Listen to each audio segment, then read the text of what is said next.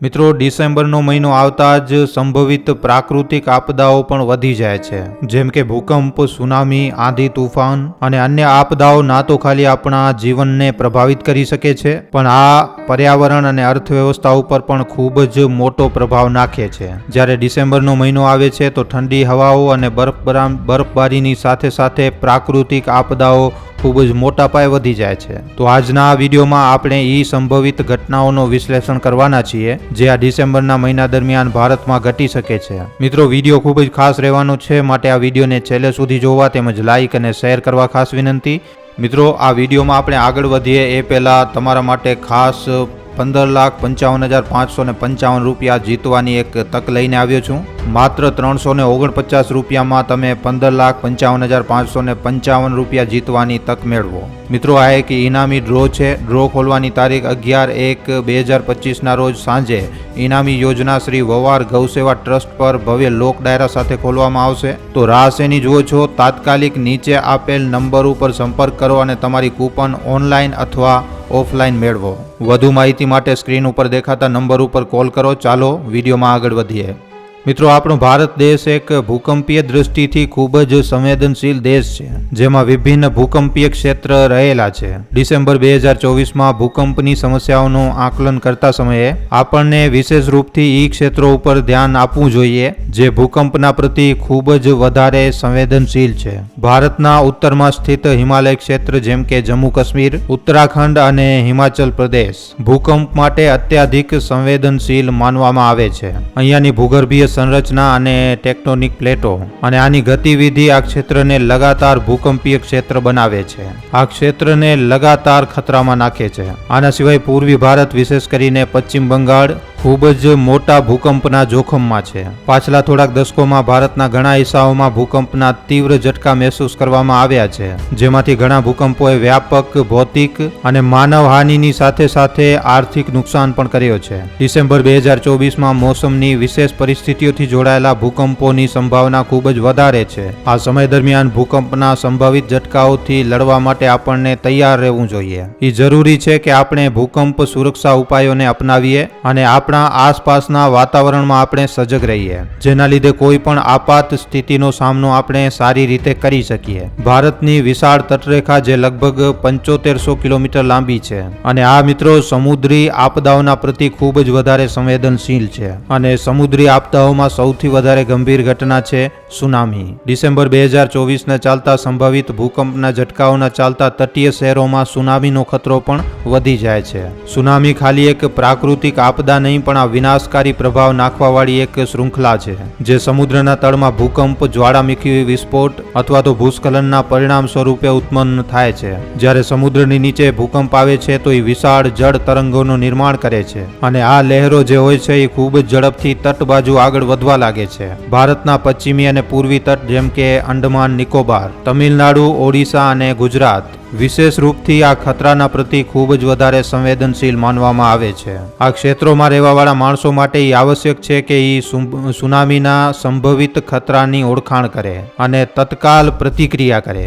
સુનામીના સંકેતોમાં અચાનકથી સમુદ્રનું સ્તર નીચે જવું, ખૂબ જ તેજ લહેરોની આવાજ અને સમુદ્રથી દૂર જવાવાળો પાણી સામેલ છે. જો આમાંથી કોઈ પણ સંકેત જોવા મળે તો તરત જ એક સુરક્ષિત જગ્યા ઉપર પહોંચવું અનિવાર્ય રહેશે. આના સિવાય મિત્રો, આંધી, તૂફાન વિશેષ રૂપથી મોસમીય પરિવર્તનનો એક મહત્વપૂર્ણ પાસો છે જે ના તો ખાલી તટીય ક્ષેત્રોમાં પણ દેશના અન્ય હિસ્સાઓમાં પણ તબાહી મચાવી શકે છે. દર વર્ષે ચોમાસાના મોસમમાં અને એના પછી આંધી તૂફાનનો પ્રમાણ લગાતાર વધતો જ જઈ રહ્યો છે અને આ ભારતીય ઉપમહાદ્વીપ માટે ખૂબ જ મોટો ખતરો છે. ડિસેમ્બર 2024માં આંધી તૂફાનની ભવિષ્યવાણી કરવું મોસમી પેટર્ન અને જલવાયુ પરિવર્તનના સંદર્ભમાં ખૂબ જ વધારે મહત્વપૂર્ણ છે.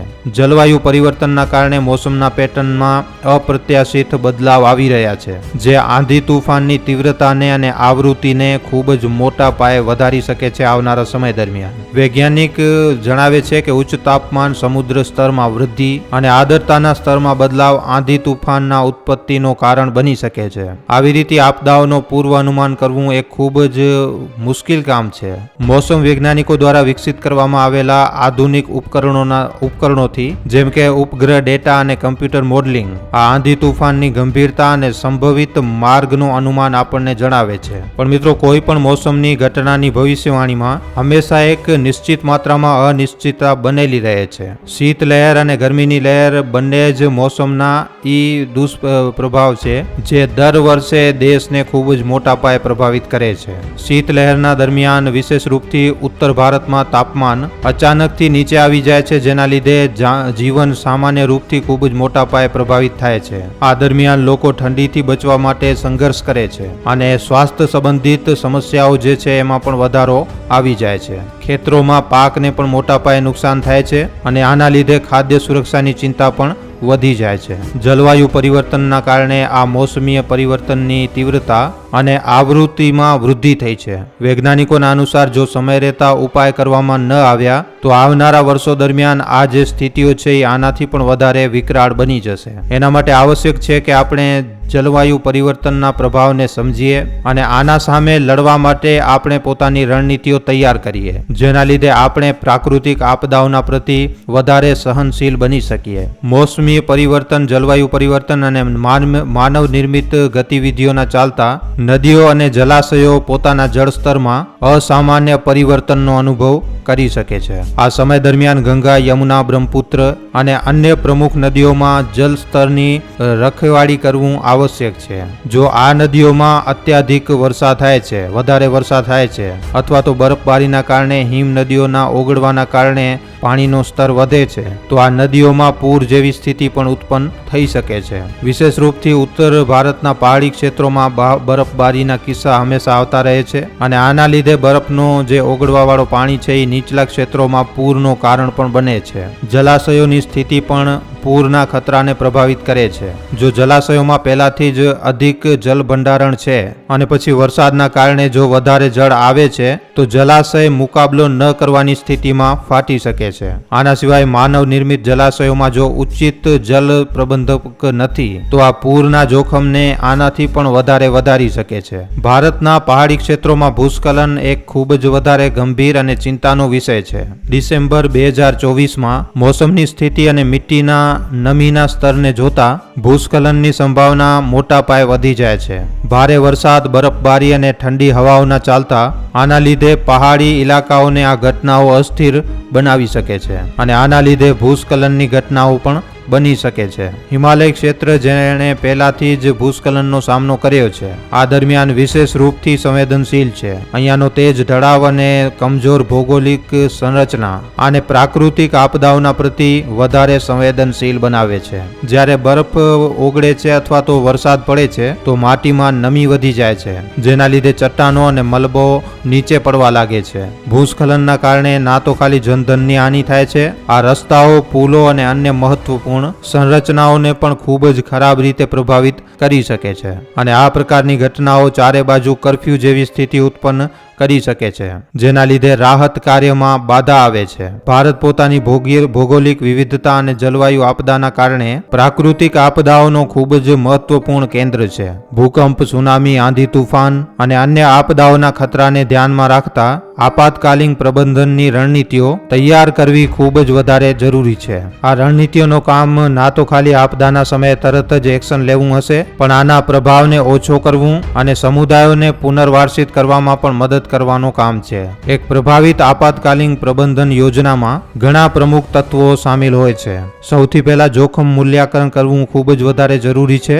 સ્થાનિય ભૂગોળ, મોસમની સ્થિતિ અને પાછલી આપદાના ડેટાનું અધ્યયન કરીને એ સમજવું જરૂરી છે કે કેવી રીતની આપદાઓ અધિક સંભાવિત છે અને એના પ્રભાવનો અનુમાન કેવી રીતે લગાડવામાં આવી શકે છે. બીજો છે સંપર્ક અને સંચાર પ્રણાલી સ્થાપિત કરવું. તમારા સમૂહમાં લોકોને આપાતકાલીન સ્થિતિ દરમિયાન કેવી રીતે સૂચિત કરવામાં આવે આ સુનિશ્ચિત કરવું ખૂબ જ વધારે જરૂરી છે. આના માટે SMS એલર્ટ, સોશિયલ મીડિયા અને સ્થાનિય રેડિયોનો ઉપયોગ કરી શકાય છે. આના સિવાય પ્રશિક્ષણ અને જનજાગૃતતા કાર્યક્રમ આયોજિત કરવું પણ ખૂબ જ વધારે આવશ્યક છે.